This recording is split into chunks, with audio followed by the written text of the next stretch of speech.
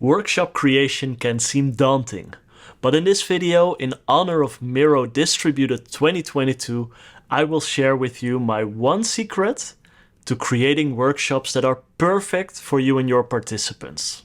Hi, I'm Philip Wallage, founder of BTNG Studio, and it is my mission to create a world in which truly every company is customer-centric. I'm a design thinking expert, certified design sprint facilitator, and a Dutch Miro expert. And yes, I know that's way too much, but in my defense, I've been going at it for over 15 years, contributing to the success of brands such as Adidas, Air France KLM, Lego, Heineken, Philips, PwC, Vodafone, and many more. But enough about me, let's jump straight into the magic. So, here we go. Let's talk about it. The one secret to creating your own unique workshops. And this all starts with design thinking. For me, quite a few years ago already, this was such a huge eye-opener. When I was working as a UX designer, I noticed that I was simply designing things because people told me so. I'll keep this short because I'll only have a few minutes, but what you see here are actually rectangles, pivoted, rotated to a quarter to the right. And it all has to do with, first you have to discover, collect things, and then you have to define it. So what does that actually mean? Then you have a lot of ideas and concepts which you'll test, and you will make it smaller again because you'll see that some things work and some things don't. Now that whole idea for me was a huge eye-opener when it came to designing workshops. Because it's actually diverging and converging. So diverging means creating choices or creating options, collecting things, making things broader, and then you're going to converge, making things smaller.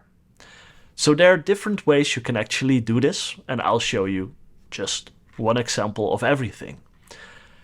So see every workshop in a few steps. You'll collect things, create those choices and options. You'll have to somehow make them digestible, either by grouping them or removing a couple of already. And then you could do a voting session, and at the end someone should decide. Now that deciding thing also comes from a design sprint workshop that I'm working on, or actually a design sprint masterclass in which you'll learn the entire strategy of design sprints, but that is a different story. So let's talk about collecting. And there's different ways you can actually collect information or create options. One of the examples would be either listening to an expert interview or a user interview or observing a user test, and you'll create a lot of different cards. You could say you could start with either writing down the problems, but asking the people not to simply write, "This doesn't work." Ask them, how might we make something like this work? So it's a different way of writing things down.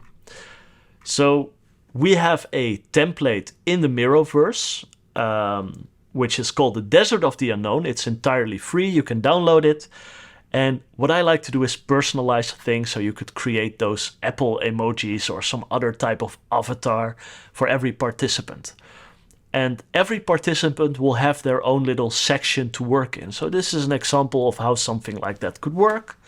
You could type in here, how might we do this or this or this? And you can actually see that the individual already also have voting dots, but let's pause that for a second. So you have collected and created options. Now it's all about grouping.